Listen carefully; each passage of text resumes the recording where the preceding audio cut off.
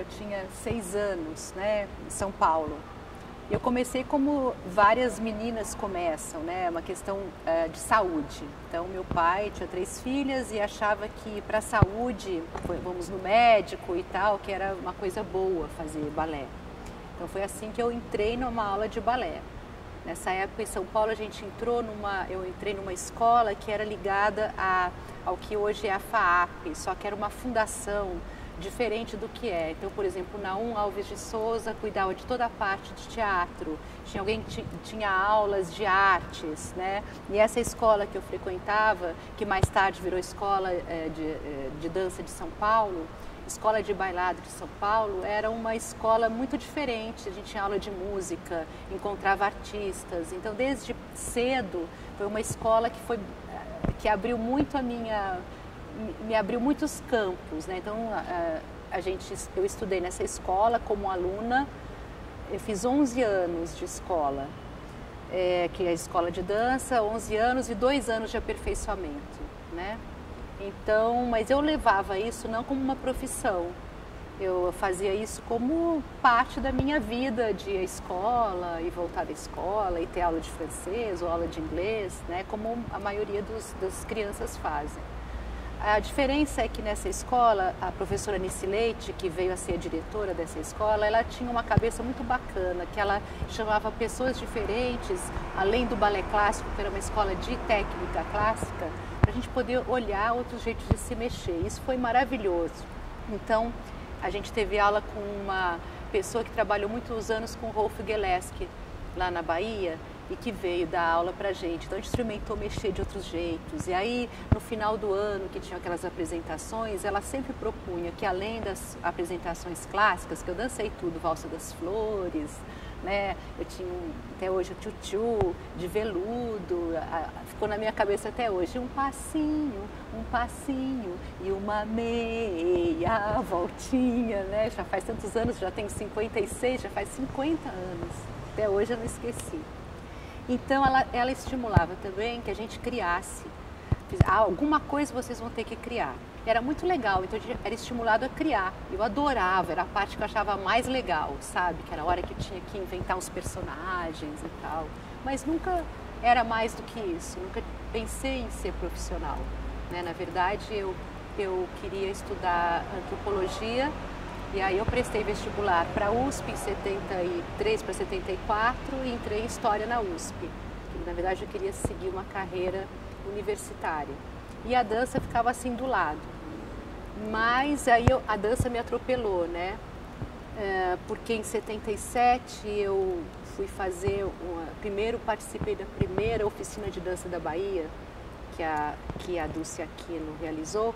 E lá eu tive um choque, assim, porque eu entrei em contato com um jeito de dançar que eu não sabia que existia, que era improvisação. A Célia Gouveia tinha chegado da escola do Mudra e começou a dar aula lá, montou um espetáculo no final do curso.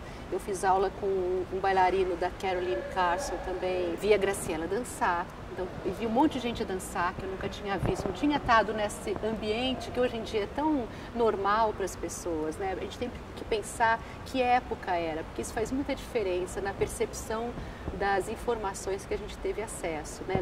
Nessa época que eu estou contando, não tinha vídeo, não tinha internet, claro, não tinha nem vídeo, não tinha fax, nada disso.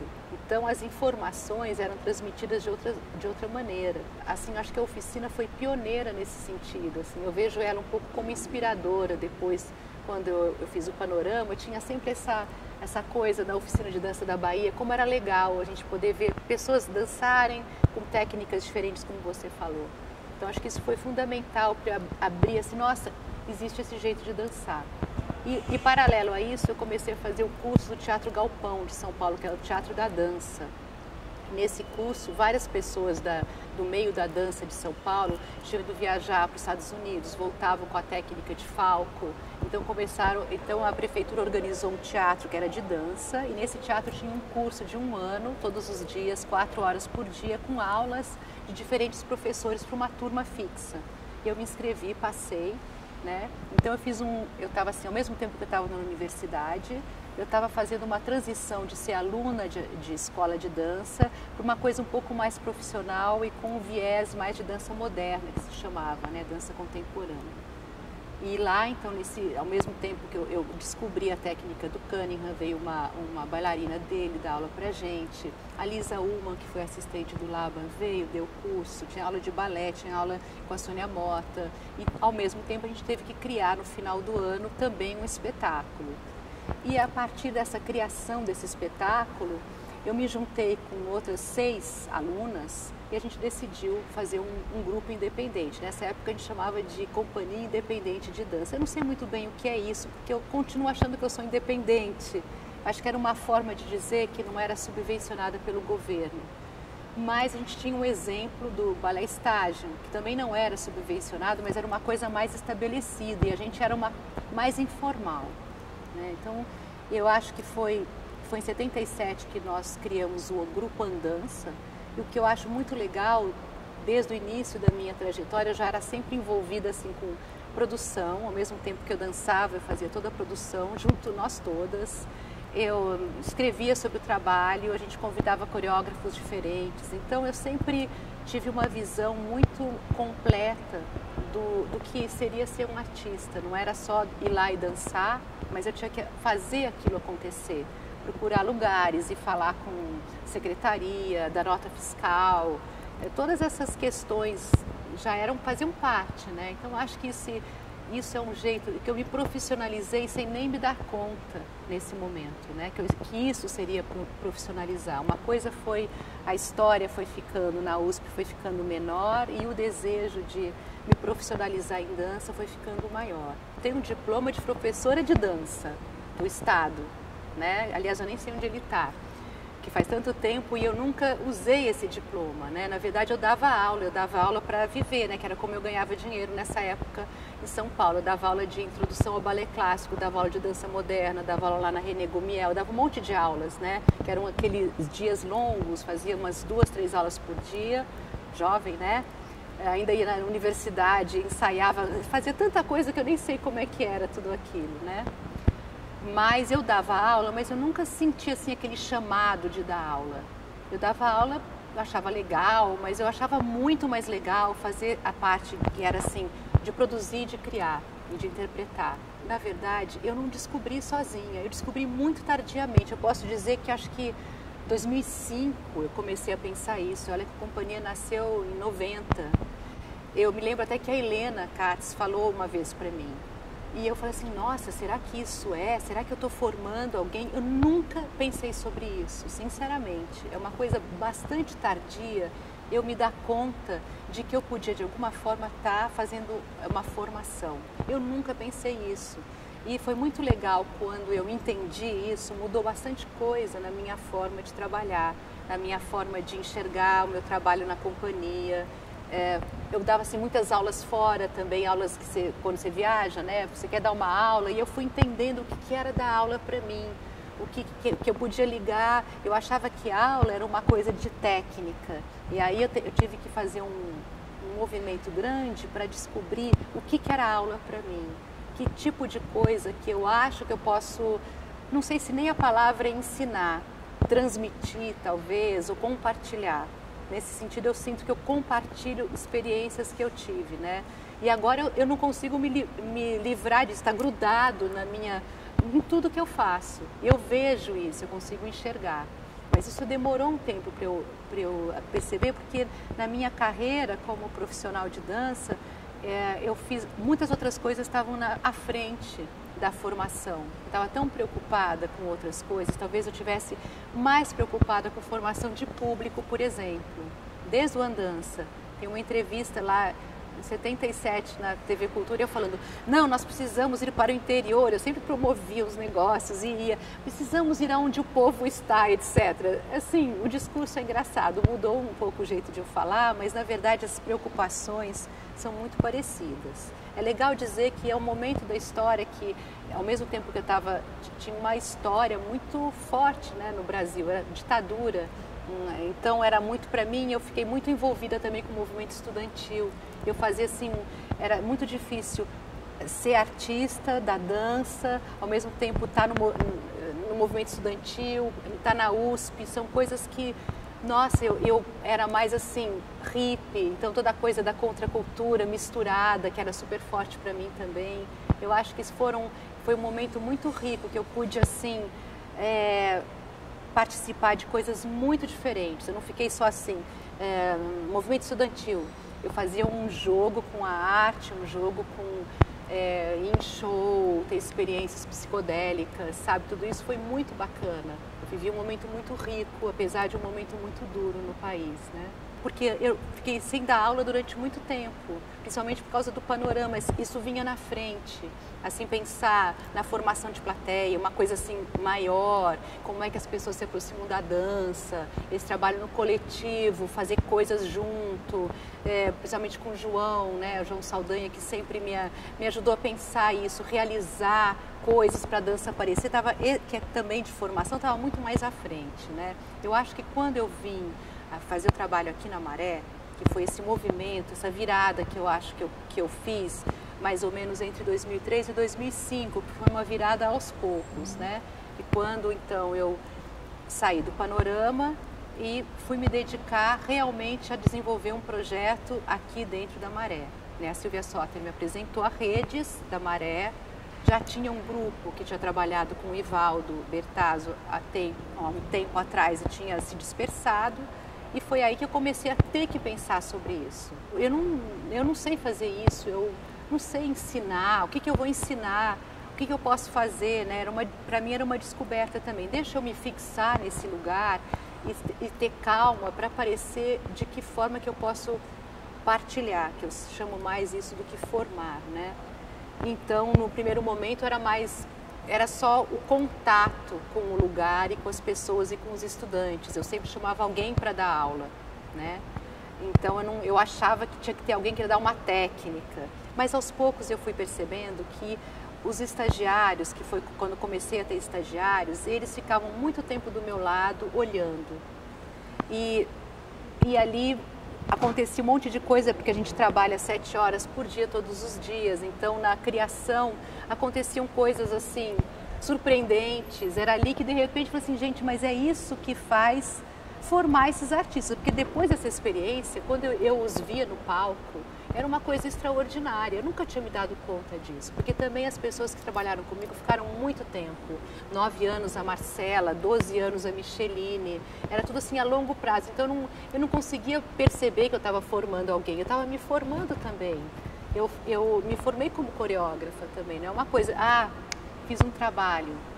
Para mim não aconteceu assim. Para algumas pessoas acontecem. Para mim eu fui trabalhando junto com aquelas pessoas, com a Denise Stutz, muito, né, aprendendo mesmo como é que é ser coreógrafo. E a partir da minha experiência como coreógrafa, eu acho que apareceu que isso talvez fosse um jeito de formar, de compartilhar e de talvez poder compartilhar o que seria ser um artista, que um artista não é só aquele que cria, e essa é a minha grande batalha, né? Acho que tem que ter uma consciência um pouco maior do que está em volta. Acho muito difícil partilhar isso, né? O que é ser artista é dentro de um contexto, né? Tem uma situação em volta, você tem que se relacionar com o mundo. Como é que você é uma pessoa jurídica também? Como é que você... Tudo isso é importante, né? Eticamente, como é que você se relaciona. Então, eu percebi que, na verdade, a formação na companhia é uma formação ampla. A gente viaja, tem toda uma formação até intelectual mesmo, de estar em contato com outros artistas, com outras culturas. E, principalmente, estar agora nesse projeto aqui na Maré. A Escola Livre de Dança da Maré é um projeto que a Silvia Soter desenvolveu, porque ela já tinha existido em um momento determinado, em 2005, e ela acabou por falta de continuidade de investimento, né? Quando nós viemos aqui para o Centro de Artes da Maré, no início, eu trouxe a ideia de fazer um projeto junto com a Companhia de Dança para Todos, mas na verdade eu pensava muito mais em formação de público do que em formação de dança. Porque isso é uma coisa que me acompanha, eu não consigo não pensar em todas as coisas que fazem com que a dança exista. Não é só formar artista, é só ser coreógrafo, é ter condições, é ter alguém que assista, que seja sensível para isso, né? Sensibilizar. Então, quando a gente veio para cá, eu pensei, que estratégia que eu preciso usar para entrar em contato com a população. Então a estratégia nossa foi fazer cursos gratuitos. Depois dos nossos ensaios, os bailarinos, alguns dos bailarinos eles deram aulas gratuitas para a população, criança, adulto, senhoras, né? Então eu chamava Dança para Todos, porque a minha ideia era, se nós vamos fazer uma criação nesse espaço e apresentar essa criação, a gente precisa formar um público. Que jeito que a gente tem? O jeito é dar aula, porque provavelmente os nossos alunos vão vir assistir o espetáculo, vão trazer seus familiares e alguns amigos. E assim começa a fazer um círculo, depois outro círculo. É uma ação muito pequena. E foi muito legal, porque quando a gente estreou Pororoca aqui, a gente viu que deu resultado, essa estratégia pensada 2 anos antes. Mas não era uma estratégia de escola, era bastante informal, eram mesmo aulas que a gente dava todos os dias. Aí, como o Centro de Artes foi se estruturando junto com a Redes como um espaço de formação, difusão e criação, então voltou a ideia de ressuscitar a escola, né? E aí essa escola vinha com um molde diferente, que são 2 núcleos, né? E ter um dos núcleos, assim, eu não sou uma pessoa, eu não quero ser uma dona de escola, não é, eu sou uma criadora, né? Eu não tenho essa pretensão de ter uma escola, apesar de eu achar belíssimo, né? Então a minha ideia é de ter um núcleo da escola, que tivesse um núcleo da escola ligado à companhia, às atividades da companhia. Que pudesse ser, que a gente pudesse fazer experiências juntos, que tivesse próximo. A escola começou ano passado, ainda é muito jovem a escola, e agora a gente vai fazer a seleção para o núcleo 2, né? Então é uma coisa que, o que eu acho legal é que é uma coisa em processo, a gente está experimentando assim no dia a dia, como é que vai ser, quem são esses jovens, a gente conseguiu, tem o apoio da Petrobras e da Fundação Hermès, da França, então a gente vai poder dar uma bolsa para esses jovens que vão ter uma carga horária diária e vão estar em algum momento ligados à companhia, que a gente está construindo isso nesse momento, eu ainda nem sei muito bem como vai ser. Mas, por outro lado, o que eu vejo na companhia, que você me perguntou, é que eu vejo, sim, eu me dei conta, talvez agora, que a grande maioria dos bailarinos que entraram aqui, entraram sem nenhuma experiência nesses últimos anos de palco, né? E como foi, é lindo ver cada um desabrochar, é muito bacana. E eu acho que esse lugar de formação, ele tem que ser muito preservado, porque não é como uma escola, é depois da escola, sabe? É um lugar que como você faz uma pós-graduação, que muitas pessoas, os artistas, não têm onde treinar a ser artista, né? E eu acho tão bacana treinar a ser artista, né? Tem aulas de dança de salão, tem dança de introdução ao balé para as crianças, tem dança criativa, tem consciência corporal, é bem amplo, mesmo para atingir bastante a população aqui da Maré. Nesse núcleo 2, a gente vai fazer uma experiência de sensibilização para a dança, é tudo tão novo, a gente nem sabe quem vai aparecer para essa seleção. E como é que a gente vai enxergar se é uma formação de intérprete ou não, é só o tempo. Eu acho que tem toda uma parte inicial que a gente quer muito cuidar de uma base para a pessoa chegar aqui, ter um lugar e entender como é que o corpo funciona. São professores super legais, são aulas muito diferentes, sabe? É uma experiência, eu acho, bacana, acho que é uma experiência nova. Para mim é muito novo. O melhor, talvez, não seja o que as pessoas acham que é o melhor. Eu realmente escolho o melhor. Mas o meu melhor pode ser que não tenha nada a ver com o que seja o melhor para uma outra audição, né? É muito difícil escolher uma pessoa e ser escolhido, né, também por essa pessoa. Então eu estou aperfeiçoando, eu nunca soube fazer muito uma audição, mas eu olho assim, não é só que tem que ter perna alta, as coisas são diferentes. Tem uma vez que eu fiz 1 mês, a audição durou 1 mês, foi se prolongando, eu não sabia como escolher, eu não sabia o que propor, sabe? E é sempre uma surpresa, porque tanto a pessoa pode não se adaptar no decorrer do processo, como eu também posso. É muito raro eu ter uma decepção, assim, não quero mais trabalhar com você. Isso é raríssimo, porque eu sempre acho que dá. Eu sempre acho que dá. Eu sou muito teimosa, né? Eu sou muito persistente nesse sentido. Mais uma coisa importante para que isso aconteça, e que eu estou agora com essa dúvida, assim, assim, a gente precisa de um processo no tempo.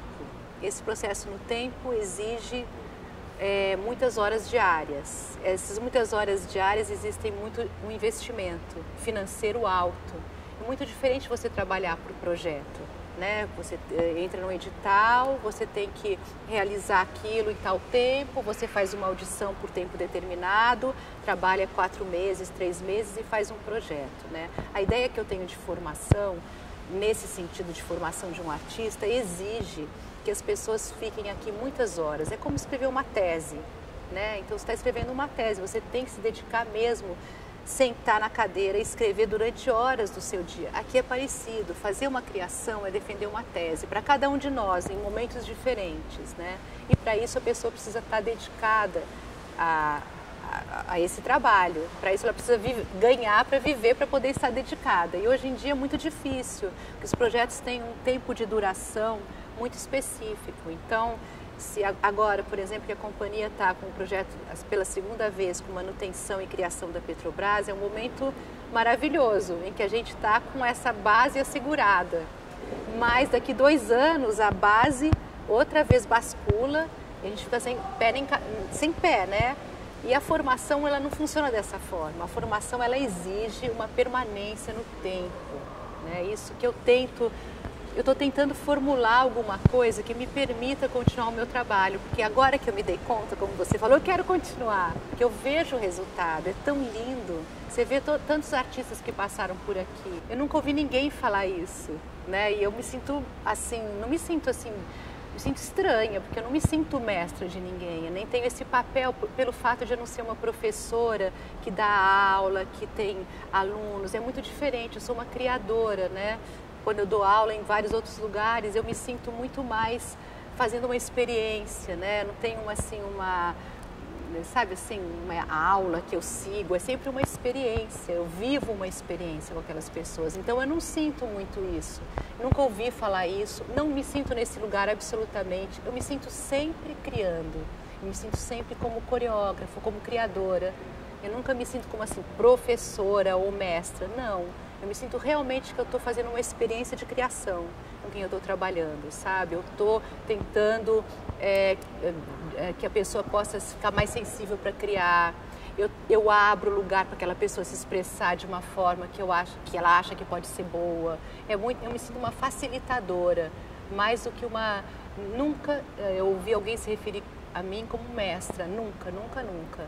E eu me sinto mais assim, sabe?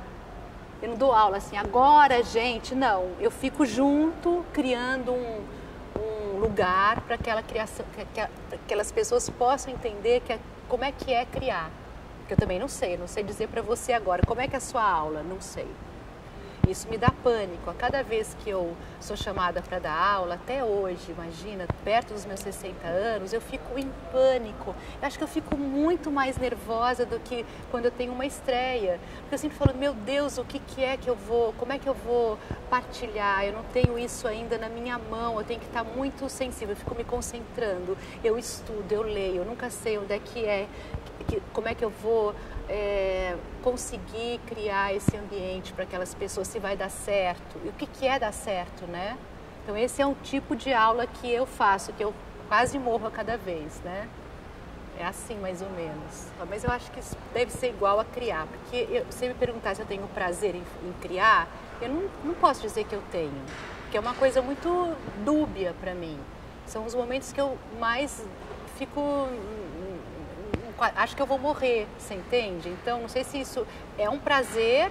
Eu sei que é a minha profissão, por exemplo. Eu sei que eu tenho alguma experiência de alguns anos, mas isso não assegura que eu vá fazer. Então, são momentos momento de criação para mim é um momento que eu preciso estar muito concentrada.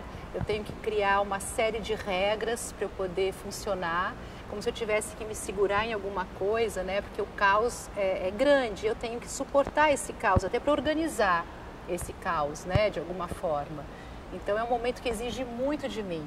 Então eu não sei se eu tenho prazer ou não, eu não consigo dizer. E a aula, para mim, acontece nesse mesmo lugar. Então aí eu adoro dar aula, eu gosto quando acabou.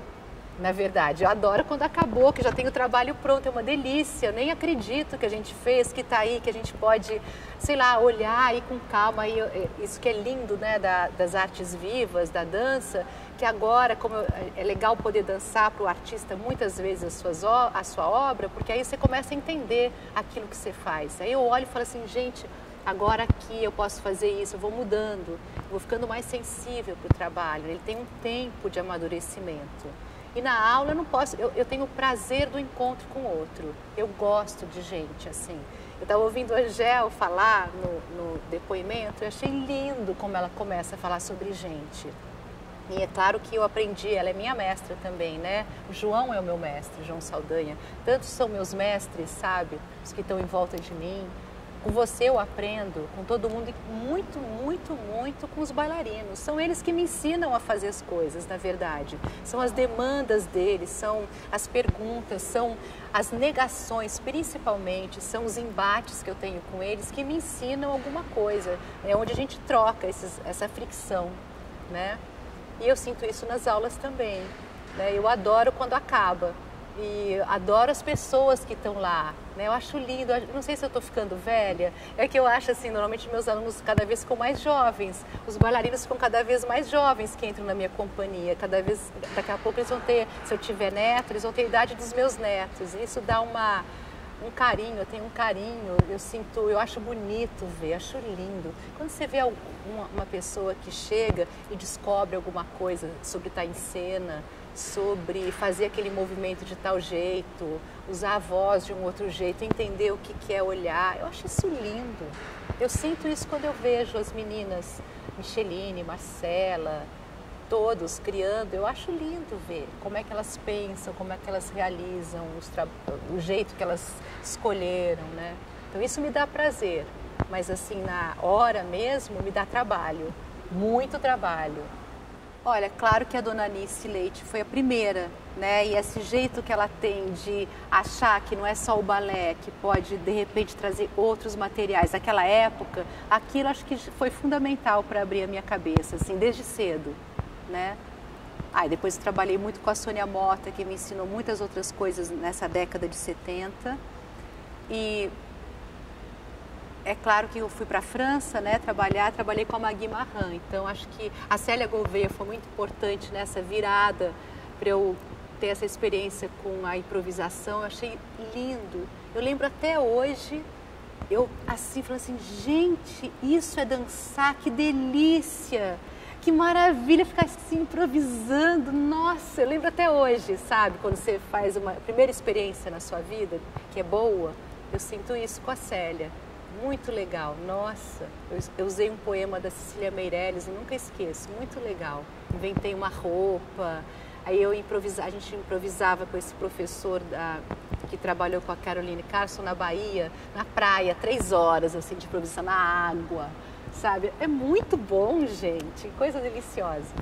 Aí depois, a Magui Marran foi uma mestra em todos os sentidos para mim, que com ela eu trabalhei 2 anos, fiz a criação do Maybe, participei da criação do Maybe, e com ela eu aprendi essa coisa de companhia, sabe? Assim, como é que, eticamente, como é que ela se posicionava politicamente, eu ficava só de olho. Eu seguia ela em todos os lugares, eu via como é que ela ensaiava, eu ia ver ela ensaiar outras pessoas, ela dava aula pra gente.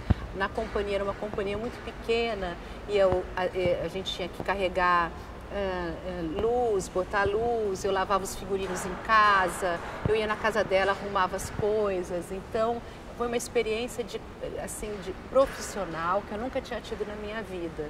Então isso foi uma coisa muito importante, como ela se relacionava com a gente, né? Você aprende muito na criação e tudo, né? Eu até brinquei com ela, eu vou dançar esse ano o Maybe, se Deus quiser, né, se eu conseguir também. E aí eu liguei para ela, falei, ai Magui, eu tô adorando dançar com você. Não esquece que eu sou assim, bailarina daquelas que você pode apertar o braço. Você lembra que você apertava o braço? Fazer que eu fico, obedeço tudo, eu vou para lá, eu vou para cá, porque eu era sempre tão preocupada em estar concentrada na criação. Nem tinha ideia que eu fazia parte de uma criação que foi ser tão importante para a história da dança. Maravilhoso. Então com ela eu aprendi muito.